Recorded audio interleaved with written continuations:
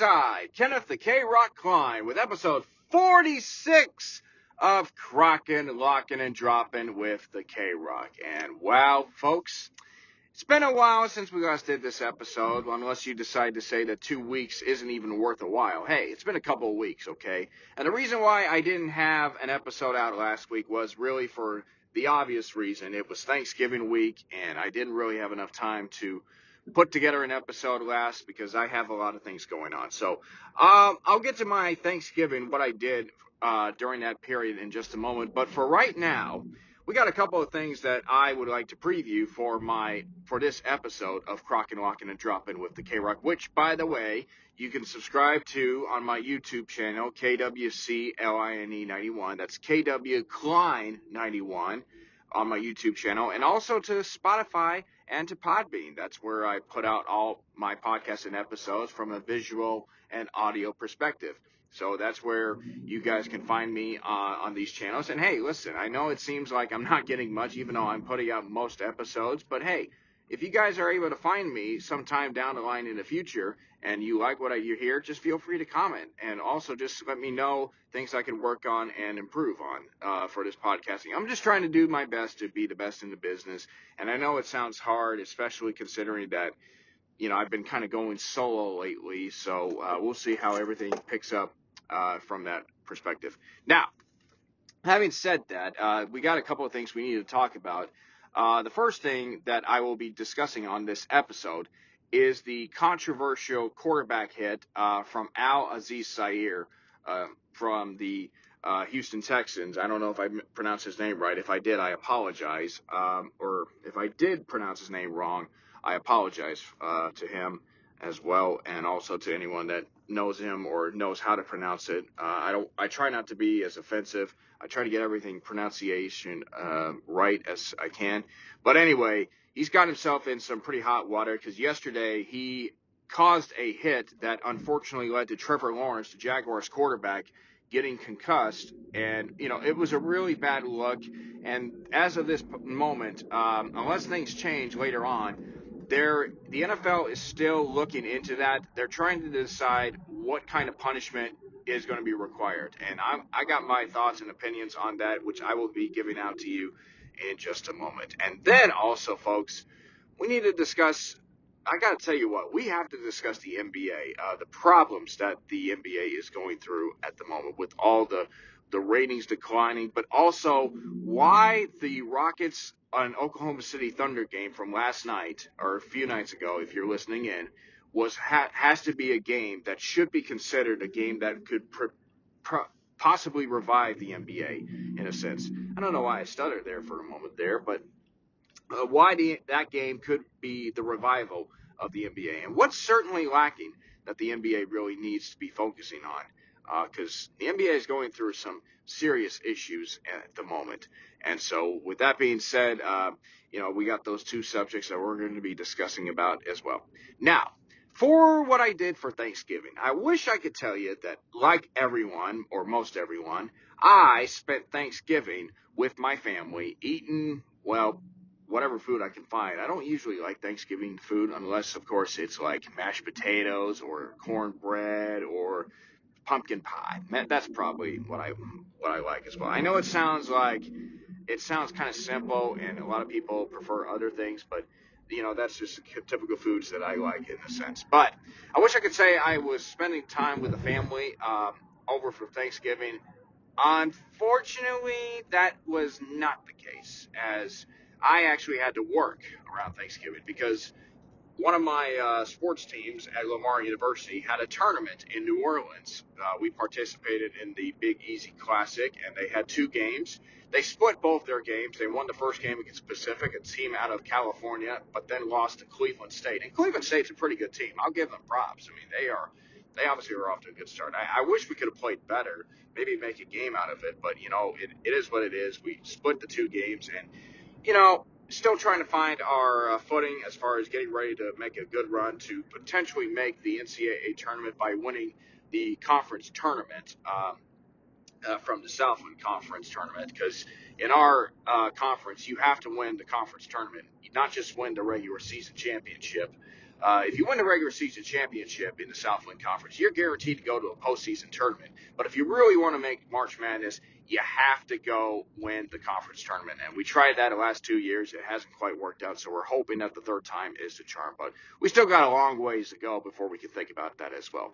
But anyways, I had those 2 games, and then we also got to go around New Orleans a little bit, walked on Bourbon Street, ate at a couple of restaurants. Fortunate enough that we found some places that were open. We actually had to go to a Subway for Thanksgiving lunch. I think we had plans to go elsewhere, but I don't know if the restaurant was closed or what have you. But for Thanksgiving lunch, we had Subway, and then we ended up going to a restaurant later that night. So we did do some pretty cool things as well. And then we also got to drive around town and got to go practice at the arena, which we were playing at, and then got to drive by the Superdome, and we actually ended up going to a New Orleans Pelicans NBA game.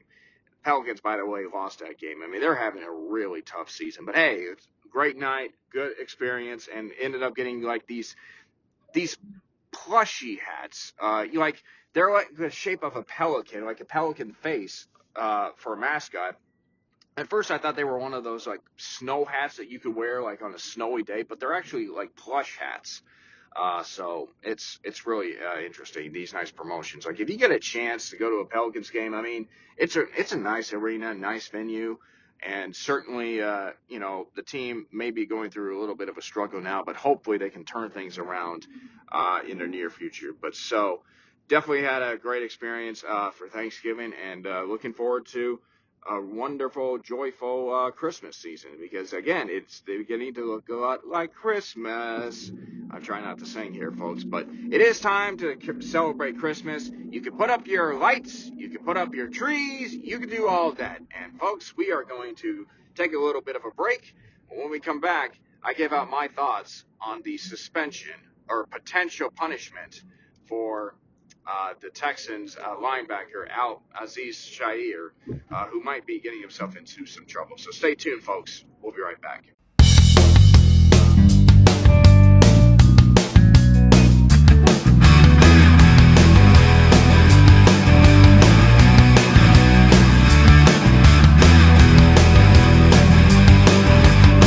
All right, we are back for our first segment, which we're going to be talking a little bit about the controversy regarding the Texans and the Jaguars, which I'll get to in just a moment. But first and foremost, just to give my thoughts on the state of the Texans at this point.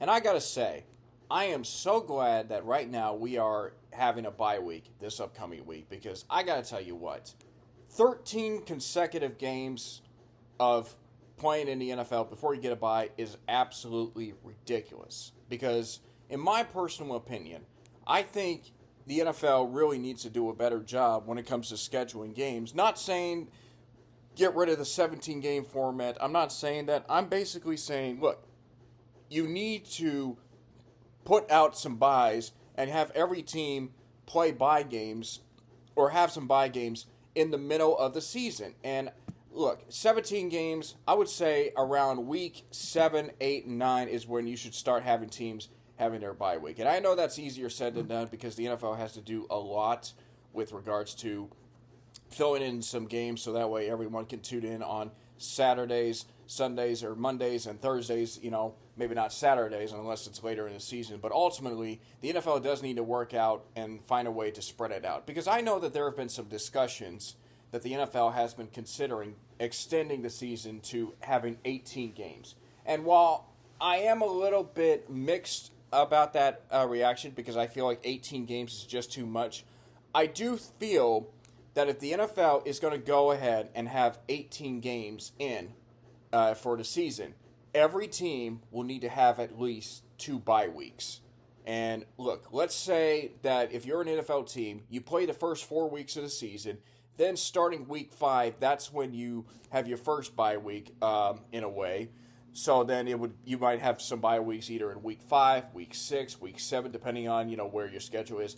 Then you return after the bye week, you play a couple of games, and then you have your second bye week in around weeks 13 through 15. So that way you finish out the season. What you're having here is you're playing the season in chunks. rather than playing 10, 11, 12 consecutive games without a bye, you're basically dividing the season up into threes. So basically, 18 games, you would then divide it up by three sections of 6. So that way every team has a bye week. And again, you need to play NFL games every week. But I'm just saying, if the NFL does in fact go to 18 games, then I think that's what they need to do, is have 2 bye weeks. Because I feel like right now with the Texans, they're 8-5. And look, they're a better team than what their record shows, even though things have not been going well for them offensively. And certainly you hope that they can take advantage of the bye week to try to figure out what's going on and everything, because they got a real tough stretch of football games. The gauntlet in three games in 11 days. I like to think it's 3 games in 10 days because it seems more legendary, 3 games in 11 days, not quite as legendary or mystifying or mythology as 3 games in 10 days. So that figures. But anyway, with that being said, the Texans got a win against the Jaguars. Not the best win. They were up 23-6, but Jacksonville came back and closed within 3 points before the Texans sealed the deal with a victory. But you know what? It's a win. You got to take it what you can, even if you would wish that they would dominate.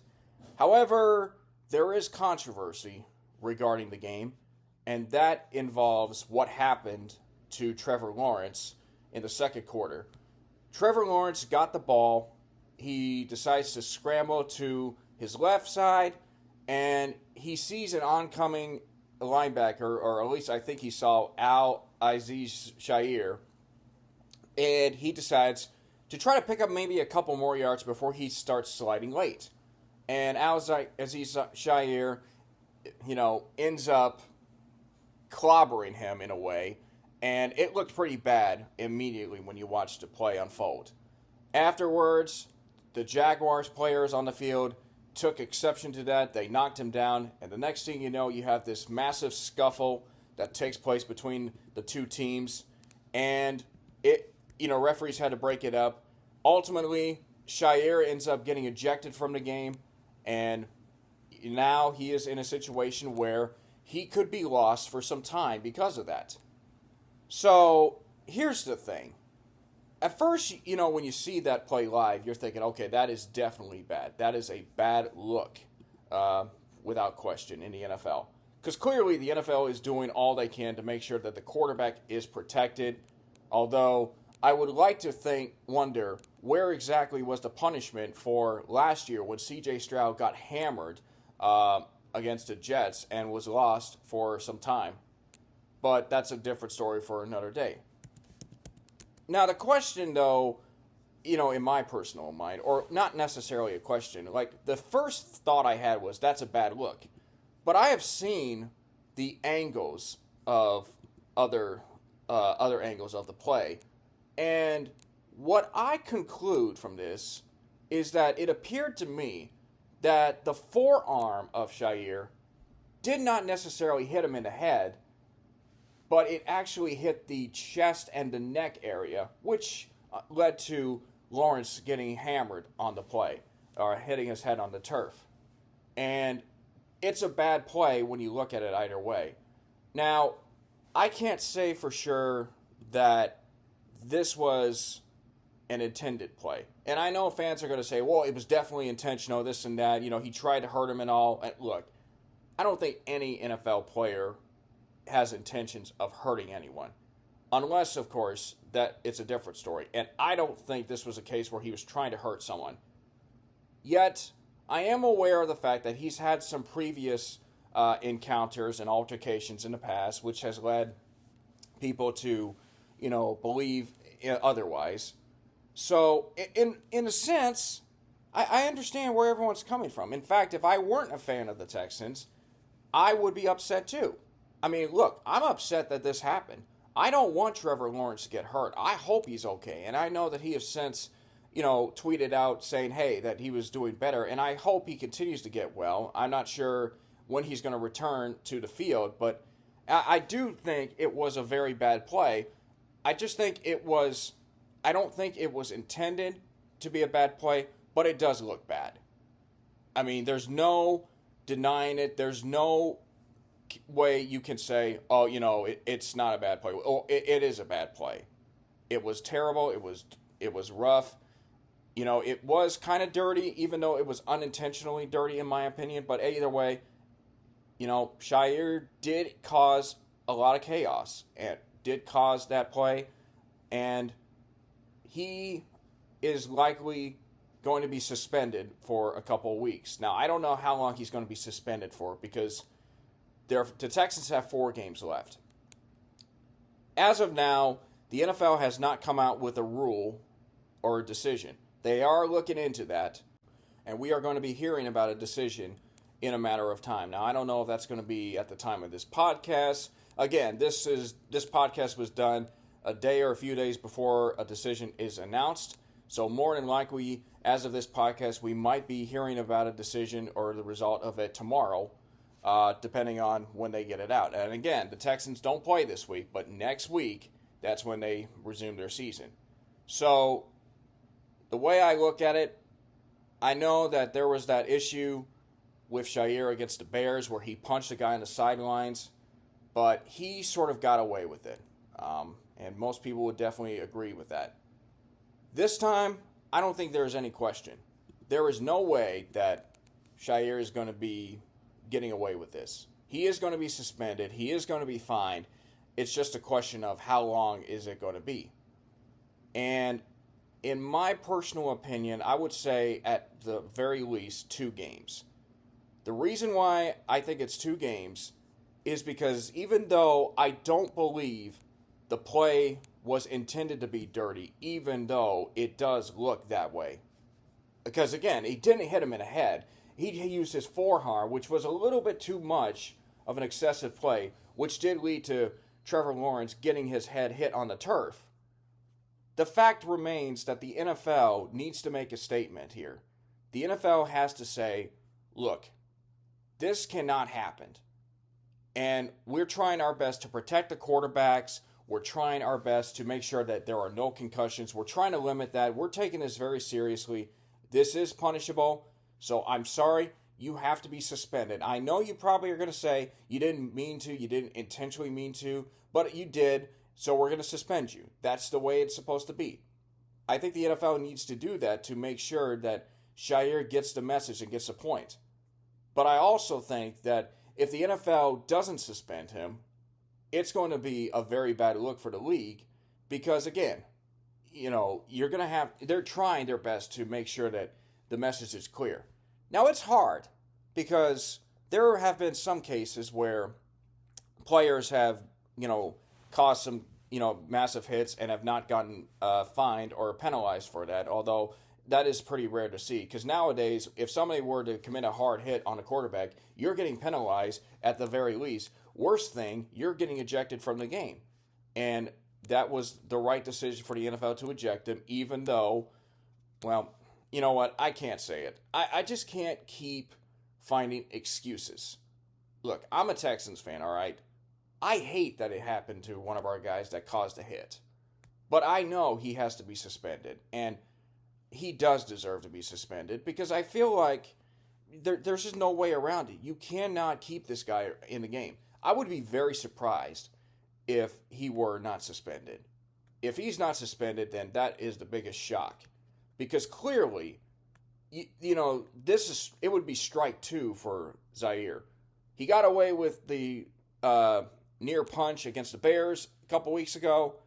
And then he, somehow gets away with not being suspended for this hit, which he's going to be suspended. That's the way I look at it.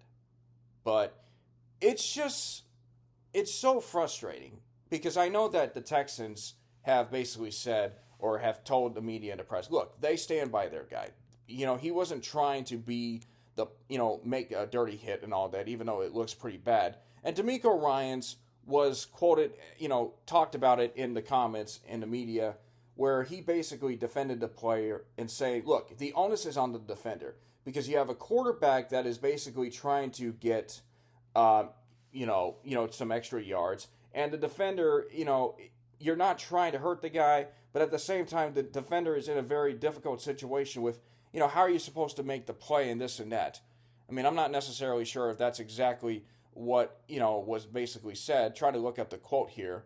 And I think when you think about it, in a situation like that, with Trevor Lawrence, the quarterback, and Shair, the linebacker, again, if I'm mispronouncing his name, I apologize.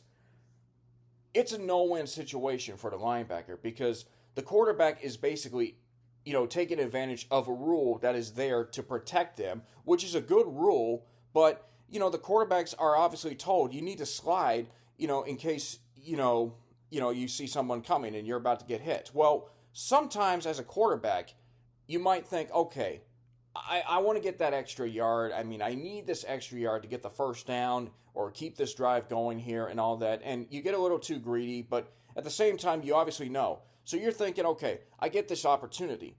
Well, that's going to put a defender in a very difficult position because he's not going to know when, the quarterback's going to slide.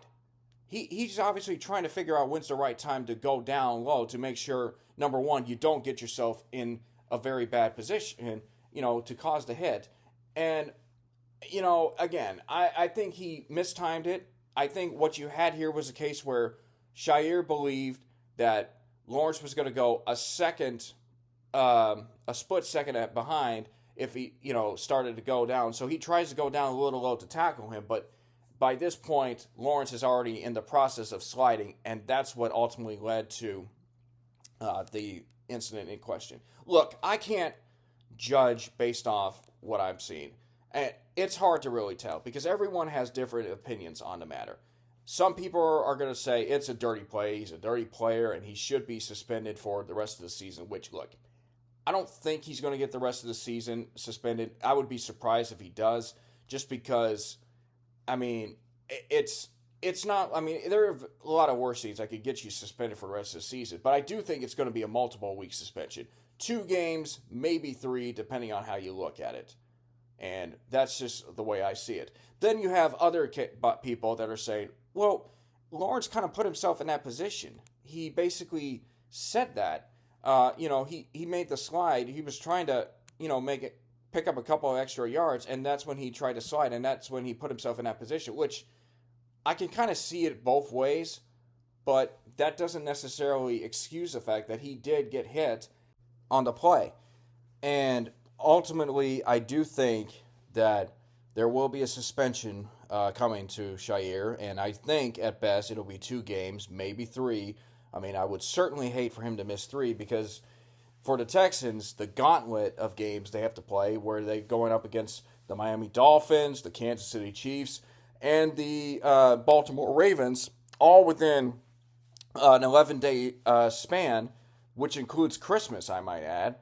So these are the 3 games that if you're the Texans, you would certainly want to, try to win or at least be competitive because you're going to be facing these teams come the playoffs if you do make it. So, but yeah, it's a big loss for the Texans either way, and I certainly hope that regardless of what the punishment is, Shair learns from it. Now, again, I don't know the entire story, and I know some people are very much going to disagree with my opinion, but ultimately, I think people have a tendency to overreact and to criticize and judge the man. Because, look, he did come out with a statement, Shair did. He did apologize on Twitter and social media, expressing regret and, telling, hey, look, that's not who I am, and you don't know my character and everything. And that's what's really sad. That's what really upsets me, is because we don't know what the player was thinking in that particular moment. We don't know if he was trying not to make the tackle or not to hit him hard, or if he was trying to hit him hard. And the sad part is we're never really going to know because we're not in his shoes. And we're not in the player's shoes, which is really sad. I was talking to my mom about this, and she says, I was saying, look, as bad as it is, and I agree he should be suspended, I sometimes think we need to figure if there was a way we can prove that a player, the player's motive. Like, if we could figure that out, especially much like somebody that got accused of a crime that they didn't commit. Well, obviously, this was clear cut from the highlights. And my mom was like, motives don't matter. And as much as I, really hate that, hate that saying, there's nothing you can do. Like, you can't prove that, the motive, because clearly it was right on there and it was really bad. He might say one thing, he might deny it, or, being this egregious player, and certainly his teammates are going to say, stuff to defend him, but it is what it is. And I think this is definitely, something that the Texans are going to have to figure out, when he does get suspended. I'm saying when he does. I would be shocked if he does again. And ultimately, it's going to be, a pivotal moment for the team as, again, they're in a bye week. They finally have a bye week, and they look to go down, and keep playing and get themselves back into potential, make a potential playoff run. But I'll say this. Ultimately, I do hope that Trevor Lawrence is better. I do hope Trevor Lawrence, recovers, because the last thing I want is for him to, get seriously injured, and I hope he's okay. And, he seems to be doing all right from what he said, but we'll wait and see how, if he's able to play or if he's not able to play. I don't think he's going to, finish out, this week or play this week, and, maybe not next week as well, but we'll see. And hopefully, I wish him all the best, because, again, Trevor Lawrence has had a very interesting career. He had a bad rookie season with Urban Meyer as the head coach, and then he then takes the Jaguars, turns them into a playoff team, and they get to the divisional round. Then last year, they get off to a great start. They seem to be in control of the AFC South, and then they just had this big collapse. And, man, talk about a bad season. The Jaguars have just not been a really great team. And I think the biggest problem for Jacksonville they've been very inconsistent. They might have one great year, make the playoffs, get close to a Super Bowl, and then the next year they just stumble out of the gates and they're not the same. So it's really unfortunate for Jacksonville fans. And listen, you have the right to feel angry about this situation, because trust me, I'm angry about it as well. I'm just saying, from my perspective, it didn't look intentional, but there are definitely some areas where it does look intentional and it does look dirty. So I'm saying he is going to be suspended. That's just the way I see it. And, you hope that he learns from that mistake as well. So, that being said, let's also go right into the NBA and talk about their struggles and why a game like the Rockets and the Thunder from the last night deserves to be recognized as a potential reason to help the NBA. Stay tuned, folks. We'll be right back.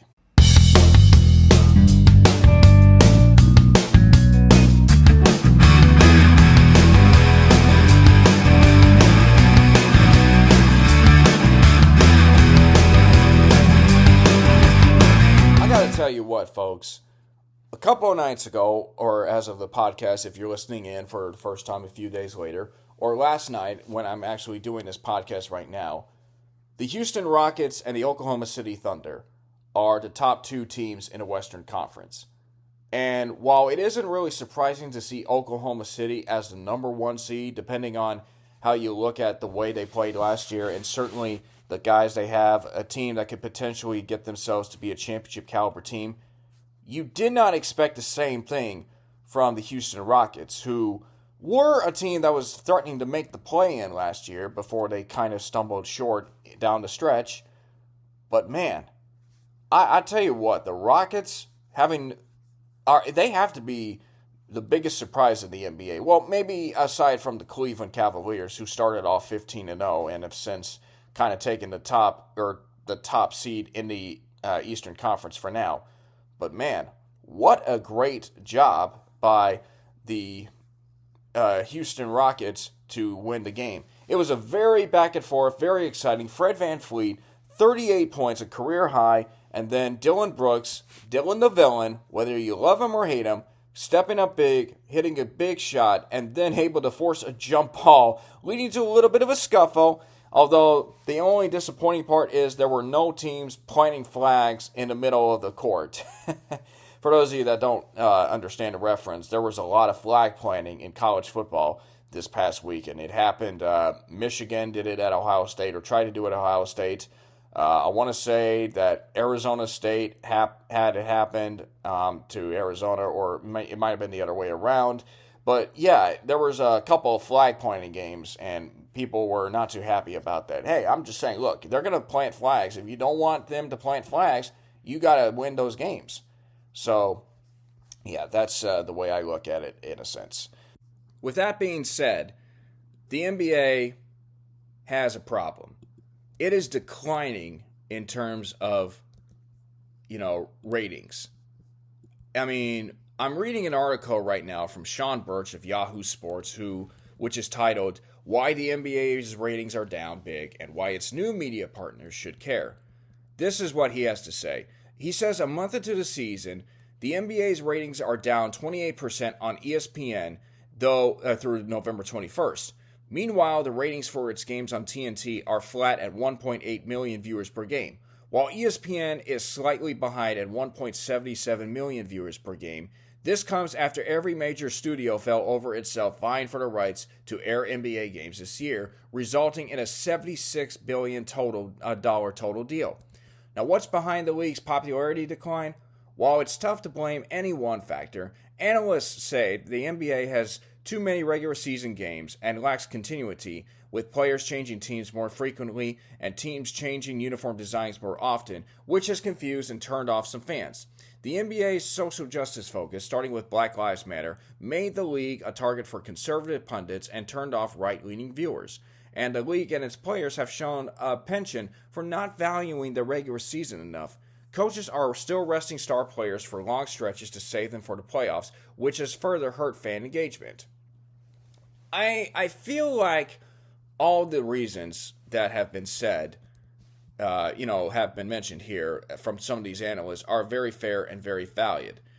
Because when you look at the NBA, in a sense, there is, without question, a feeling like the NBA has lost its luster. Because back when I was growing up, the NBA on NBC was a big thing. It was Michael Jordan and the Chicago Bulls. It was Hakeem Olajuwon and the Rockets. Reggie Miller versus the New York Knicks. Kobe, Tim Duncan and the Spurs. Shaq was there.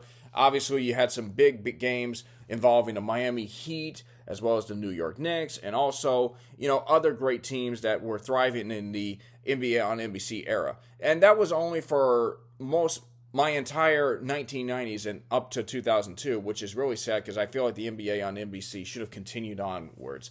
Of course, I think they're bringing it back, which I'm really curious to find out and curious to see how it's going to play itself out. But then you had the NBA going to ABC, and that's where it's been the coverage ever since then. And there have been some really good NBA finals since then. You think about the Lakers and the Celtics from 2008, 2010. Same thing with the Spurs and the Miami Heat from 13 and 14. Then, of course, the big battles with Steph Curry and LeBron James going up against each other for 4 consecutive years. So, in a sense, the NBA has had some great finals. But as of lately, though, there have been some big problems. And I think the NBA has some serious issues to think about. So, looking at all these, factors that Sean Birch was talking about in his article, he basically came up with some of the big things, the biggest reasons why the NBA, is struggling. The first thing that he talks about is the big issue, and he talks about how Ethan Strauss, a sports and culture writer who covered the Golden State Warriors and now, writes for his own blog in a way, he says that the core issue behind the fall-off is simple. How does the league make players try harder? That seems like a question you wouldn't even be considering 15 years ago or even 10 years ago. And it still seems like it's so mundane that you should be able to solve this problem. In a way, I kind of see where it's getting to this particular moment. The question that the NBA is trying to answer itself is, how do you make the players play harder? Because back in the days, players always wanted to play every single game that they can compete in. And if they can't play, if they're injured, then they have a reason to sit out because they're injured. But if it's a situation where you're not injured, but you can't, you need to rest up in a way, that's where you kind of have to lose a little bit of respect. I mean, how many times can I think about Kobe Bryant's widow at the NBA Hall of Fame or the Basketball Hall of Fame giving her speech, and she was basically saying, talking about how Kobe Bryant would always want to play every single game, for, as much as he can, even when he was hurt, because there would always be that one particular fan who had always seen him play on TV but never in person, and that was probably the only opportunity he has to get to go see the team or to go see him play. Kobe Bryant would always want to play with everybody, and God rest Kobe Bryant. I don't know how he would, fare. He would accept, this new NBA in a way, but I think for certain Kobe has to be looked at as a guy that you should look into as well. But the thing about it is, the NBA is still struggling to figure out how to deal with player load management. Now, at least in this offseason or in the last offseason, they tried to manage to counter load management, in terms of, adding player incentives to contracts in a way. Because when it comes to major awards right now, the NBA is taking this, making it to where players have to meet certain requirements in order to be eligible for major awards. Kind of like what you see in college or see in rankings and stats, where players have to be involved in like 75 or 80% of the games in order to be considered eligible for a major award. And I think that's what the NBA has tried to do, but it just hasn't quite, it hasn't quite worked out in a sense. I mean, right now with all the players having to sit out in these games, you got Joel Embiid, who at the start of the season had said that he was never going to be playing in the second game of a back-to-back, which I think is absolutely ridiculous. Look, I just saw my Lamar women's basketball team. I just saw a player play in back-to-back college basketball games. Now, do you think she would want to sit out of the second game of a back-to-back situation? Come on, Joel, that's ridiculous. That's why he's struggling. And I feel like Joel Embiid has definitely lost his luster as a legitimate player with all the times that he is sitting on the bench, and the 76ers are just not that good. Then you got Kawhi Leonard, who really hasn't been the same player since 2019 with the Toronto Raptors, and he's had to sit out games, even though he's been healthy in a way. I just think with all this load management stuff, players are sitting out. How many times is a kid from, let's say, the state of Idaho going to fly down to Los Angeles with an opportunity to see LeBron James or, Anthony Davis play for the Lakers, only to then get the news right on the day of the game that LeBron James is going to sit out of the game due to rest? And that's the only time he will ever get to see the Lakers play, and LeBron James is not going to be playing. I would be pissed if that were to happen to me. Now, don't get me wrong. I remember last December going to the Rockets game. They were playing the Dallas Mavericks. Luka Doncic wasn't playing. I didn't really care that Doncic was playing and all that, but it has kind of gotten my attention, and it's made me think, man, if I were a fan that loved Luka Doncic, and I respect Luka Doncic, don't get me wrong, if I really loved the guy, I wanted to see him. This was my one opportunity to see him play because I'm not from Dallas. I may be from another state. This is my one opportunity to see him play.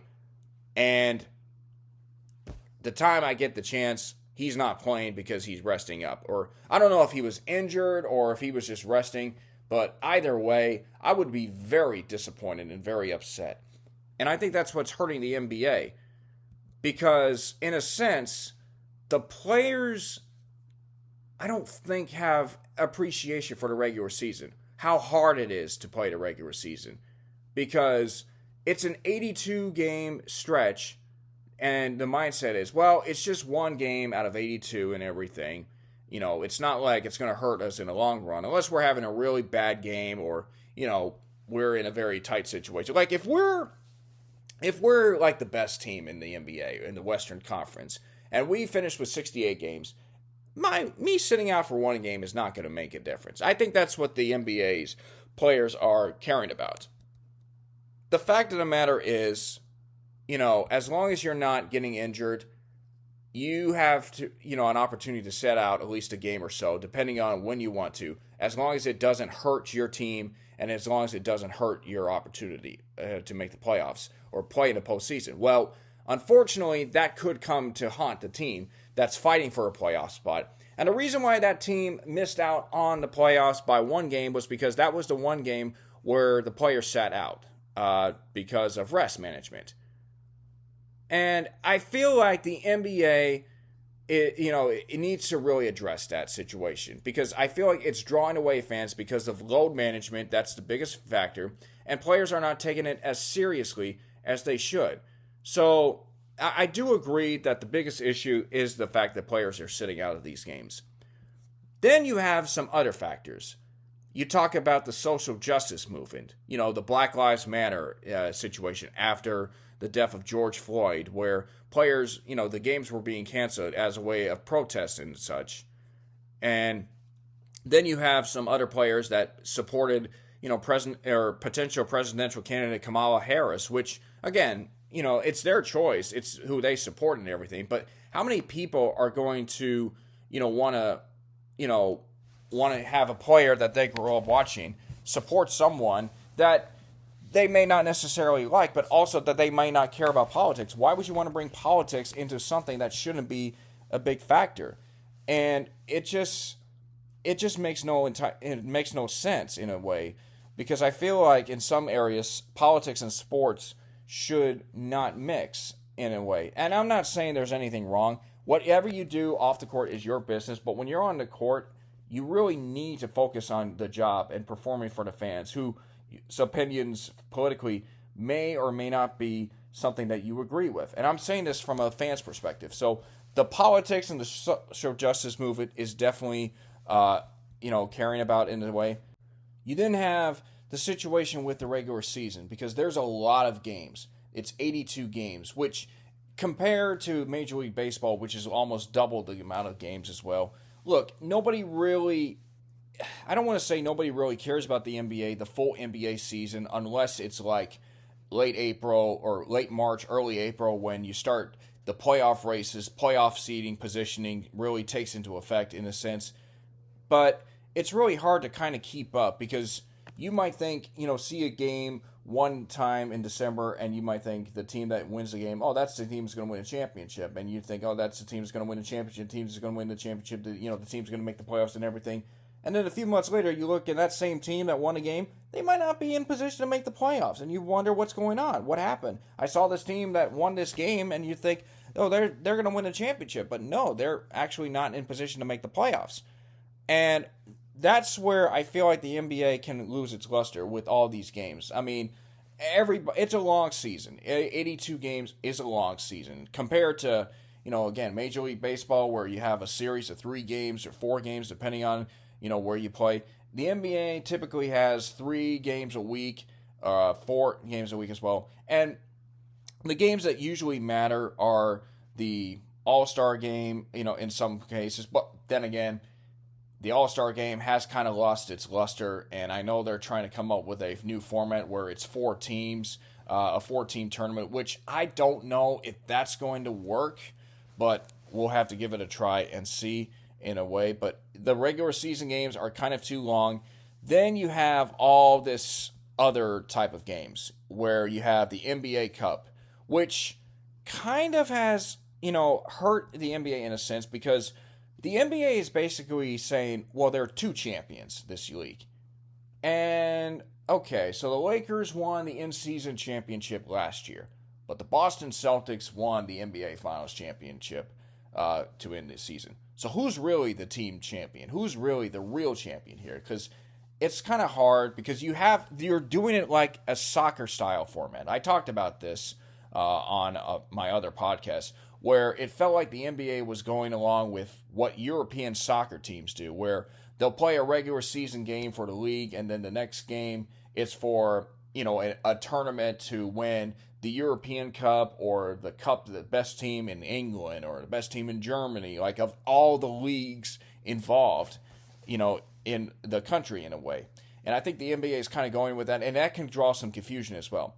Then you have all these alternate games that are being taken place, and the uniforms are, whether you like the uniforms or not, or whether you like the court or not, it's hard to really keep up. There's no, they try to mix things up a bit, and I think fans are losing some interest because they can't really decide, what kind of game is going on there, who's playing, who's in what uniform and everything. Because it used to be that teams wear white uniforms. Well, I mean, you tend to alternate uniforms, and some uniforms don't even resemble the ones that you currently wear. So I see the fans getting a little bit annoyed and confused by that because of all the types of games and everything, which can be really confusing to the fan base. Then there's the issue that has plagued the NBA as of lately. The best players in the NBA are not American. Now, ironically enough, basketball was invented by a Canadian, Dr. James Naismith, who invented basketball and was Canadian. But, basketball is typically an American game, just like hockey is a Canadian game in a sense. But as of right now, who would you say are the best players in the NBA? Well, Nikola Jokic is one of the best players in the NBA.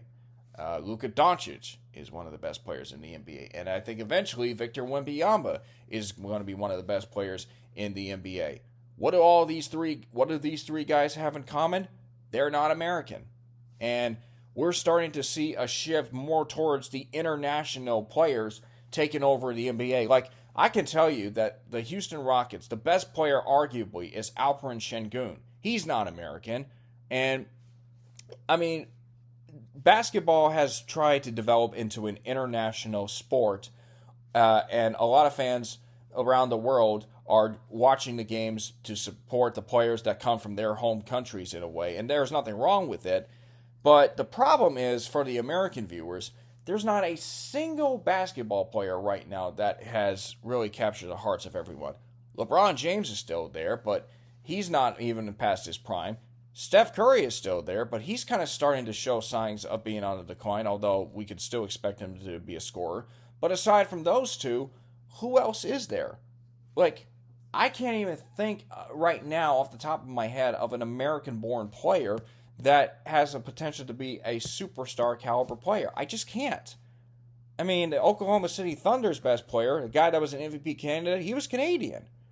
And the NBA doesn't have an American player that could capture, the viewers of the Americans, much like Michael Jordan did or LeBron James did. And that's something that is a concern. I don't know whether it's because of the American arrogance that the players that come up striving to make the NBA, because I feel like the Europeans, the international players, they have a bigger chip on their shoulder because they want to prove that they can play in this league. Like, the NBA is the ultimate league. Now, I know that there are leagues in China and Turkey and Australia or wherever around the world that are some good competition, but the NBA is really the ultimate league. And I feel like with all these international stars coming in, they have a bigger chip on their shoulder to prove themselves to the American fans that they can play in this league, because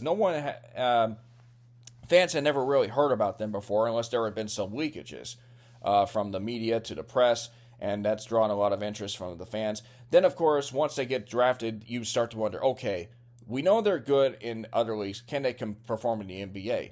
And we're seeing that from this league. Nikola Jokic is a 3-time NBA MVP and a champion. Giannis Antetokounmpo is a 2-time MVP and an NBA champion. And right now, I just think the feeling is you are more likely to be respected and revered as a legitimate NBA player if you are from an international country than if you are an American. And look, I don't think that's going to bode well for a long time. I think eventually there will be an American player that comes up and will capture the fans back. But it's kind of hard right now because what we're seeing here from the NBA is that it is becoming an international sport.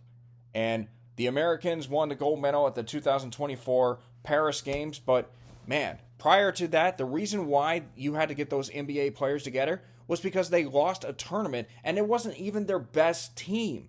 It was just a bunch of American players in the NBA not anyone that was of elite status that got together thinking, okay, we can win the world championships. Even if the international players have some of the best players, we can, find a way to win because we're American in a sense. Well, obviously we know what happened there.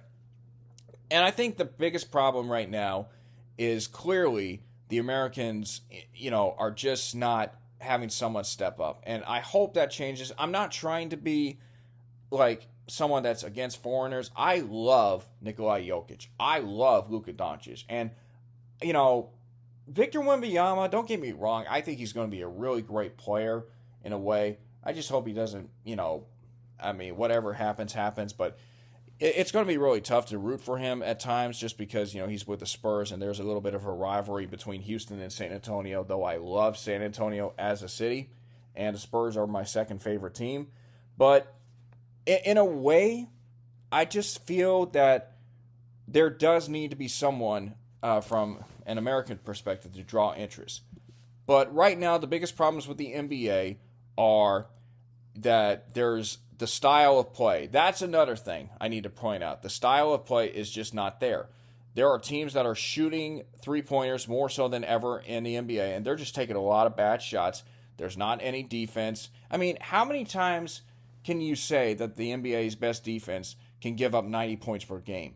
You can see that in the old days, but now in the NBA, the best defense is usually a team that's giving up a little over 100 points per game. And looking at the rankings right now, the Orlando Magic currently have the best defense, giving up 102.3 points per game. Oklahoma City and Houston. Now that game featured the two of the three best defenses in the NBA. Oklahoma City's giving up 104 points. The Rockets are giving up 106.3 points per game. So clearly defense has never been, it's not as better as it was in the previous days. And that's kind of the sad part. That's just kind of the sad reality in a way. So, in a sense, what's happening here is I think the NBA is trying so hard to be a little bit more offensive lenient that defense is not being taken as seriously as it was. And even so, you're not going to be seeing a team give up 90 points or fewer in a game for the time being. And because it would definitely lose a lot of interest from those fans that would probably want high-scoring offense and everything and all this and that. So, and then here's my biggest thing. My thing is the biggest reason why I think the NBA is kind of struggling is because they are not ready to accept the fact that LeBron James will retire. LeBron James, for at least the 21st century, has been without question the most iconic face in all the NBA. You can say Kobe Bryant, don't get me wrong. Kobe is a guy that we should all consider at some point. But LeBron James, for the time that he entered the NBA in 2003 until now, has been the most iconic face of the NBA. And I think fans, or the media in the NBA, the reporters, the press, the big markets, they're not ready for him to retire. And when it does happen, it's going to be a question of, okay, who do we cover now? Well, we can cover Steph Curry as an iconic face, but Curry might not be in the NBA for too long either. And then you have to start turning your attention towards Victor Wembanyama. I think the fans and the media, the fans obviously want to see new things. They want to see new teams step up, which is why a game like the Oklahoma City Thunder and the Houston Rockets last night should be considered as a game between two teams that have potential to be legitimate championship caliber teams, maybe dynasties for that matter. That's a word I kind of cringe saying, but that's the way you look at it because these are two up-and-coming teams. The Thunder might be in the best position to win the Western Conference this year, depending on what happens if Dallas or Denver can get their act together, and maybe Golden State can have one more momentous run. But you have that team. You then have Houston. That's a team that's still striving for a playoff berth, but we'll see what happens there. But I feel like at some point that there's going to be teams that are going to have to carry the NBA. And I feel like you're going to see young superstars, but I just don't think the NBA is quite ready to accept the fact that a new era is coming and LeBron James will be retiring at some point. When it does happen, I don't know if they'll be ready to cover a new, the new face of a franchise. They may have a candidate in question, but the question is, can that candidate be able to carry the league, something that LeBron James has done for all this time. And I don't know if that's something that is likely to happen at the moment. So the thing is, the NBA has a lot to consider. And I do believe that at some point they'll figure it out. I think they'll figure something out that will draw fans back, because ultimately, as much as basketball is getting flagged for all the recent issues that's happening right now, they always seem to find a way. Somebody or someone or some thing is able to change the game. Basketball has been on death's doorsteps a number of times. In the early days, basketball was slow and boring, and scores were often lower, like football scores. But now, with the invention of the shot clock, it's changed the way basketball is looked on. We're seeing higher scoring games. You then had the 1970s where you had two rival leagues, and it looked like basketball was struggling because of, players being a little bit more flamboyant and not really care about team concept. And then all of a sudden, here comes Larry Bird and Magic Johnson saving the NBA because of the way they played and because of how much interest they drew from the league. And the three finals matchups they met with each other, just a tremendous opportunity in a sense. And Michael Jordan, of course, comes in. He carries the league, takes it to a whole another level. And before you know it, basketball is still a very popular sport in the NBA. Now it's kind of lost its luster. But ultimately, I don't think it's going to be a case where the NBA is going to fold. There is no way ever that the NBA will fold unless something happens that causes the NBA to lose its luster and break up. But I don't see that happening. So right now, I just think that the NBA will need to figure things out, and they have to kind of accept the fact that there's going to be a new reality, and whatever happens, happens. So ultimately, the NBA Commissioner Silver, you got some work to do. So that is the way I look at it.